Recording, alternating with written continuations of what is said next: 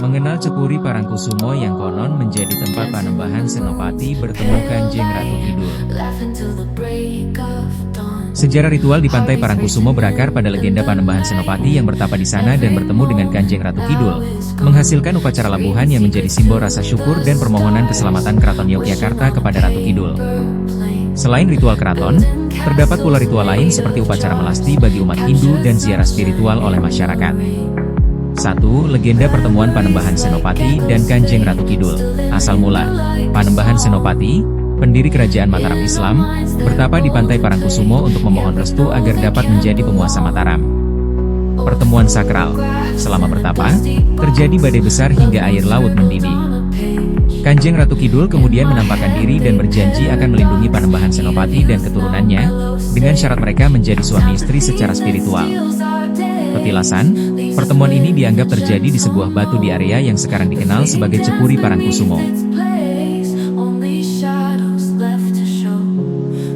2 buah batu di dalam pagar keliling berwarna putih tersebut disebut dengan Watu Gilang. Oleh masyarakat setempat batu hitam yang besar diberi nama Selo Ageng, sedangkan batu hitam yang kecil diberi nama Selo Sengkar.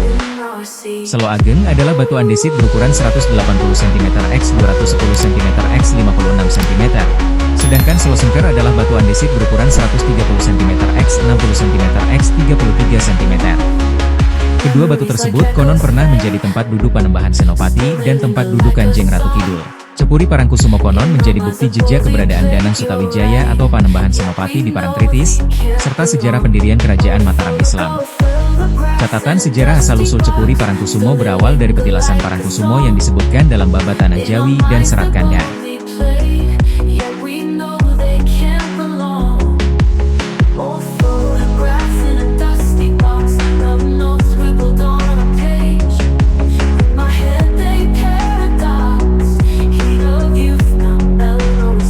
Di pinggir pantai Laut Selatan, Panembahan Senopati mengheningkan cipta memohon petunjuk kepada Tuhan.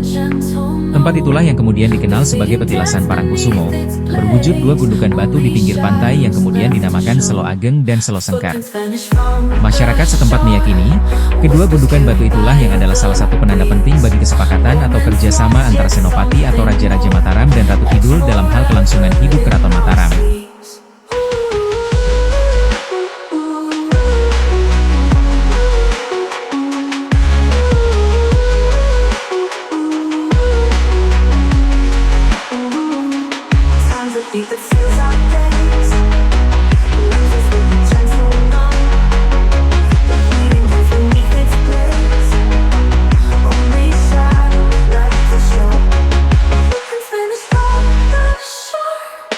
Hajat Dalam di Cepuri Parangkusumo. Upacara Labuhan Parangkusumo merupakan hajat dalam Keraton Yogyakarta yang dihelat di Pantai Parangkusumo. Ritual ini digelar sekali dalam setahun ketika peringatan penobatan Sultan, Jumenengan Dalem, yang kini dihelat setiap tanggal 30 bulan Rajab dalam kalender Jawa untuk memperingati bertahtanya Sri Sultan HBX. Labuhan berasal dari kata labuh yang artinya sama dengan larung atau membuang sesuatu ke dalam air, sungai atau laut. Asal mula upacara labuhan konon dimulai pada awal masa pemerintahannya Panembahan Senopati yang mencari dukungan moral dari Kanjeng Ratu Kidul, yaitu makhluk halus penguasa Laut Selatan, untuk memperkuat kedudukannya. Sebagai imbalannya, Panembahan Senopati harus memberikan persembahan yang diwujudkan dalam bentuk upacara labuhan, yang kemudian menjadi tradisi di Kerajaan Mataram. Selanjutnya, meski Kerajaan Mataram telah terbagi menjadi 2, Kasunanan Surakarta dan Kasultanan Yogyakarta, karena perjanjian Giyanti pada tahun 1755, namun tradisi ini terus dilestarikan.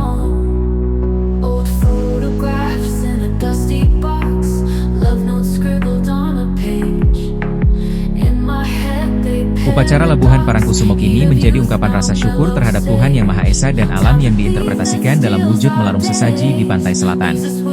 Sesaji untuk upacara ini yang dibuat secara bersama-sama dengan sajian untuk sugengan pelataran yang dibuat oleh kedua pawon dapur Keraton Yogyakarta, yaitu Pawon Sakalanggen, dapur sebelah timur, dan Pawon Gebulen, dapur sebelah barat.